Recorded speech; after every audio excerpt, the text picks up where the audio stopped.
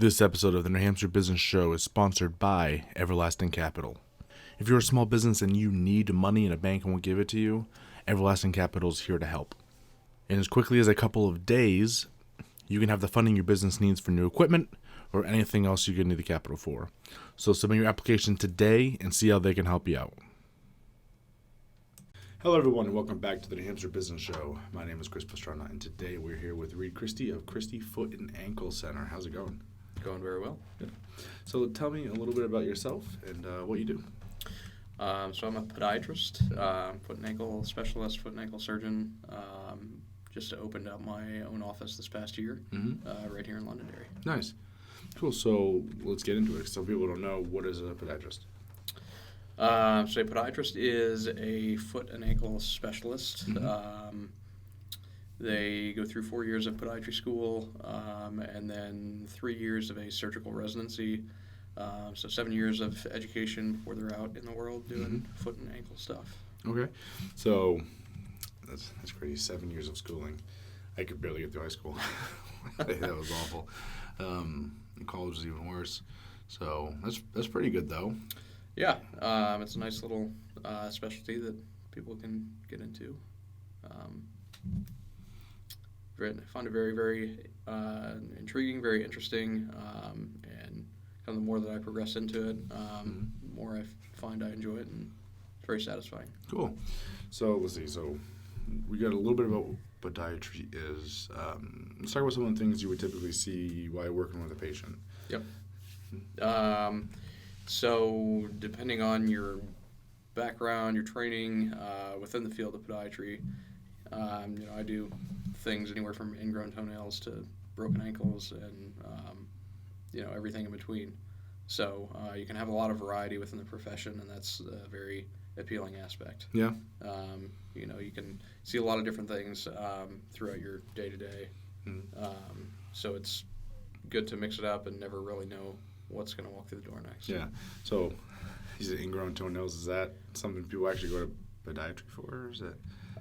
You mean like a patient to come into the... Yeah, absolutely. It's probably a little more common than most people think. And to me, very, very painful, but it's a quick fix, and it's nice to see things that you can, do a very quick fix and have the patient kind of walking out of the office very happy.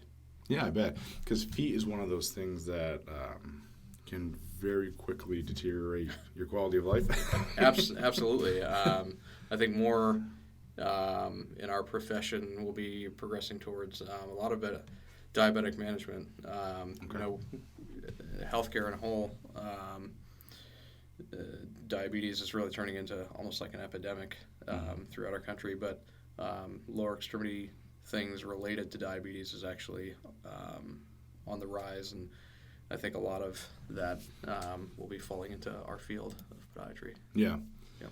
I can see that because I think one of my uncles is diabetic, and the first thing that started going was the toes. Yep. And because I guess it goes out in probably.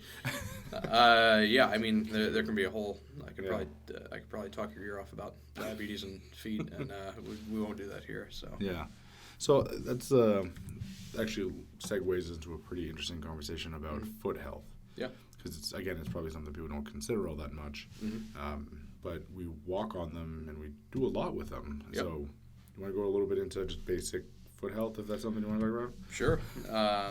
Basic foot health. So, yes, there's a section of, you always do preventative care in the realm of diabetes, but for other, the non-diabetic population, the young, healthy, active patients, a lot of it just falls into common sense things. You're wearing correct shoes? Are you doing, the correct things before you go out and exercise? Not going barefoot for various reasons. Stepping on things. I can't tell you all the things that I've pulled out of people's feet from what they've stepped on. But it's a lot of just common sense stuff. Cool. Yeah, because I was in the Army, and that's like the biggest thing is basic training on. They're always talking about foot health. Yep. It's important. We walk everywhere. Very much. So they're constantly nagging us about it too. They're like, from the way you cut your toenails to all that stuff. It's pretty crazy. Yeah. Actually, the way that you cut your toenails is probably one of the most common ways you can get an ingrown toenail. Mm-hmm. So it's a big talking point if someone comes in with an ingrown toenail. I'm always trying to educate on basically how to prevent these things. Yeah. So. All right. Cool. Yeah. So field, I'm pretty familiar because, like I said, I used to spend so much time walking that it's like, okay, another one of these stupid classes. Right. Right. And so I'm trying to think where else to go from there. So foot health is important. Like I said, Mm-hmm. we got that. Diabetes. Yep. What are some ways, what are some symptoms that people should be looking at if they do have an issue that they should go see their primary care and then... Yeah, because sometimes you'll have to go... specialists. Right. Sometimes it's kind of dictated by your insurance. Sometimes you need to go see your primary before you can go see a specialist. But, things are... If they're impeding the way that you want to live your lifestyle, you're having pain every day with certain activities, and obviously you'd want to have these things looked at. Yeah. So, if you're having continued pain with anything, find a podiatrist. Pain's a pretty good Right. point where you're like, yeah, I should look at that. Right, exactly. What was I going to say? So let's jump back to where I should have started from the beginning. Why podiatry? What about that particular field?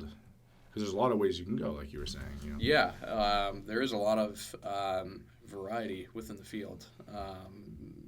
With most specialties, when you get into things, you can kind of find yourself, I don't want to negatively use the word pigeonholed, but you kind of find yourself into doing the same things every day. And with podiatry, there's a great selection of, you can really make the profession what you want to do. If you want to do sports medicine, if you want to do wound care, if you want to do geriatric care, if you want to do trauma stuff, these are all different avenues that you can pursue within the specific field of podiatry related to foot and ankle. All right. Cool. Yep. Yeah. So your office is here in Londonderry. It's pretty close by, right? Yeah, right around the corner. Cool. What's the address? So Address is 41 Buttrick Road. Oh, yeah, that is right there. Yep. Yeah. That's pretty not even kidding. Yep. So how big is the office? So the office right now is just myself and my receptionist. Okay. But as a startup, we started in April or May of last year. Yeah. It's just continuing to grow. For any business, the first year and a half, 2 years is always the hardest. Yeah, I got you there. Yeah. But we've continued to grow and just trying to get my name out there in the community. Yeah. So pretty cool. Yeah. So let's see. So it's a small practice over here on Buttrick Road. Yep. What are your goals for the future? Do you want it to be a really big practice, or are you content with a smaller size? It's a great question. Obviously, it's easy to kind of get yourself lost in the future thinking, oh, you're going to have this massive successful practice. But I'd say that I would really just like to focus on still offering great care to patients. Be it if I can do that on a large scale, great. If it needs to be on a little bit smaller scale, then it's great too. Right. I think just the overall goal to always offer great care to patients. Yeah. All right, that makes sense. Yeah. I had another question, so then I don't remember what it was. Yeah. That's too bad. That was actually a good question. I hate that. Anyway, trying to... Damn, I had a really good question. Whatever. It's not a big deal. No, So, it's good. yeah. So for people that want to reach out to you, maybe learn a little more about what you do, how do they get a hold of you? So we have a website, ChristieFootNH.com. We're on Facebook. I typically post actually interesting cases on Instagram. So these are all different ways that you can either reach out to us if you feel like you're having an issue and want examined, or there's obviously different links on social media if someone is interested in the field of podiatry. That's another whole other topic for them to discuss. Cool. Yeah, I remember what I was going to ask you. Okay. So you go to medical school, you do all this stuff if you want to become a doctor, and then you pick your field and all stuff. Then you decided to start your own practice. So kind of what drove you from maybe just joining another practice to doing your own thing? Absolutely. I was previously with a different podiatry group, and it just wasn't working out between myself and the group, both for reasons on both sides. Just wasn't a good fit. Mm-hmm. And I had the opportunity to start a practice right here locally in Londonderry. There was a need for it, and it gave me the opportunity to basically kind of do the things that I wanted to do, and kind of treat patients the way that I would like to treat patients. This area of Londonderry and Derry is a very unique area for small medical offices. There's a lot of independent providers. Yeah. So it's a very unique area, but I had the opportunity to do it and just said, let's do it. Cool. So, how do I want to word that? I was going to say, because, again, being a doctor and running a business are very different things. Very different. Probably different, Yeah. So, do you, even though, like, you did all the schooling, right. Do you find it difficult running your own business sometimes? Because you're trying to balance two very difficult things. Right. Right. So at the end of the day, you can be the world's greatest doctor and you can have absolutely no idea how to run a business. Yeah. And I think when I started it, to a certain degree, this is all new. Mm-hmm. So there is certainly a giant learning curve in the running the business aspect. I fortunately have a lot of avenues of where I can reach out to ask for help or advice.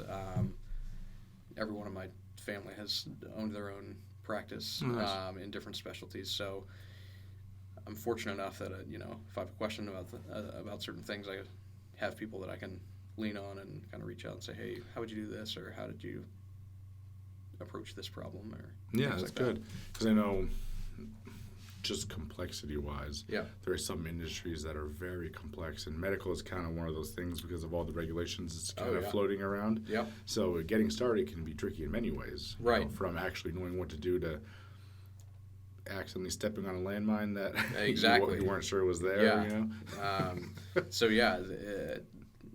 Like I said, it's a big learning curve. There's always mistakes that can be made, but so long as you're, cognizant and you're trying to learn from the mistakes that you make, you should be heading in the right direction. Yeah. So cool. Awesome. Yeah. Well, thank you for joining me. It's been pretty cool. Yeah, absolutely. Thank you for having me. Yeah. Thank you guys so much for watching. Definitely reach out if you need anything. If you need a podiatrist to check out your feet or any of those issues, because your feet are important. So everyone, be good. Have a great day. Want more New Hampshire Business Show? Find us at iTunes, Stitcher, iHeartRadio, and www.nhbusinessshow.com.